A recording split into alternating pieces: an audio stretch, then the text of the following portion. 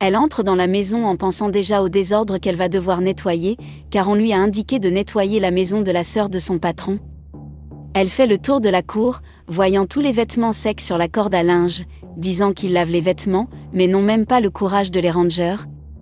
Elle continue d'observer le désordre de l'endroit, se demandant si un ouragan est passé par là, car les gens achètent des choses et ne jettent même pas les cartons, ils les laissent traîner dans la cour. Puis elle entre dans la cuisine de la maison, voyant le désordre à l'intérieur, toutes les casseroles sont sur la cuisinière, il y a du désordre éparpillé sur le sol et des plats dans l'évier.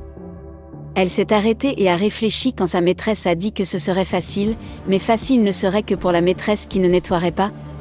Tout est en désordre et elle n'arrête pas de parler à elle-même de la façon dont les choses ne sont pas à leur place, disant que l'évier reproduit même les insectes.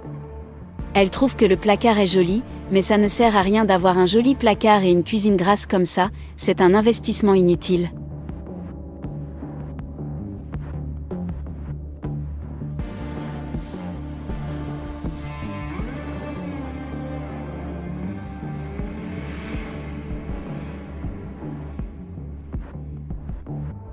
Elle décide alors de monter à l'étage pour voir la situation en haut, et trouve des vêtements étendus sur le canapé. Elle pense que 2 ouragans sont passés, un en bas et un en haut. Surprise par le désordre, elle se demande s'ils veulent qu'elle fasse un miracle dans cette maison. Elle est surprise, car même à l'étage, il y a des cartons qui traînent, ils ont déménagé et n'ont pas jeté les cartons. Elle entre dans la chambre, qui est même bien rangée, s'assoit sur le lit et décide de prendre le téléphone pour appeler son patron, car elle a bien réfléchi et ne veut plus faire le ménage dans cette maison. Sa maîtresse répond, puis elle le salue et lui demande si tout va bien. De l'autre côté, son patron le salue et lui demande si elle a réussi à trouver la maison de sa sœur. Elle répond oui, mais elle ne considère pas que c'est une maison, mais un Niara, parce que c'est le bazar, et elle dit qu'il faudra 3 jours pour finir de tout ranger, et elle dit aussi qu'elle facturera 3 fois plus. Surpris et nerveux, le patron lui demande si elle ne devient pas folle, et lui répond qu'elle trouve toujours un moyen de se plaindre, et leur demande de passer un accord. Et elle dit qu'elle avait l'habitude de facturer $150, mais que maintenant ce sera $200 par jour, et elle dit à sa maîtresse qu'elle n'a aucune idée du désordre de la maison. La maîtresse se plaint à nouveau, disant que la maison de sa sœur est petite. Mais elle dit que si c'était grand, elle ne serait même pas entrée dans la maison, et que ce n'est pas petit, mais une maison à 2 étages, et qu'il reste trop de travail. La patronne lui dit qu'elle lui a demandé toute la semaine de lui trouver du travail à faire, et maintenant elle se plaint. Un peu nerveuse, elle dit que si la maîtresse pense que c'est mal qu'elle se plaigne, elle devrait venir à la maison pour voir comment est la situation, et demande depuis combien de temps ils vivent dans cette maison. La maîtresse dit qu'elle exagère, elle dit que sa sœur vit dans cette maison depuis 2 ans.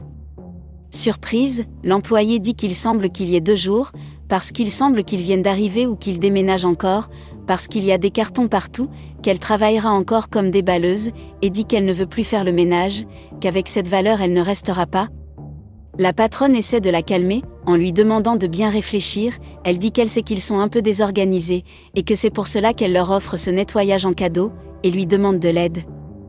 Elle se plaint en disant que la maîtresse devrait lui faire un cadeau à elle et pas à eux, qu'elle devrait donner $50 de plus, parce que qui va travailler c'est elle et qui est méritant c'est elle, parce que pour travailler dans cette maison il faut être un ninja. La maîtresse commence à parler calmement en disant qu'elle leur fait cadeau d'un service de nettoyage, puis elle lui crie dessus en disant qu'elle demandait qu'un service de nettoyage soit fait, et maintenant elle pleure sur son ventre.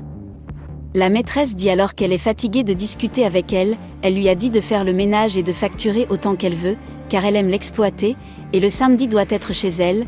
La maîtresse demande si elle est d'accord, et elle répond oui. La maîtresse lui demande alors de l'aider et de faire en sorte que tout soit parfait. Elle répond alors qu'elle le laissera propre, mais qu'elle ne sait pas si elle peut le faire, car c'est là que seule une réforme fera l'affaire.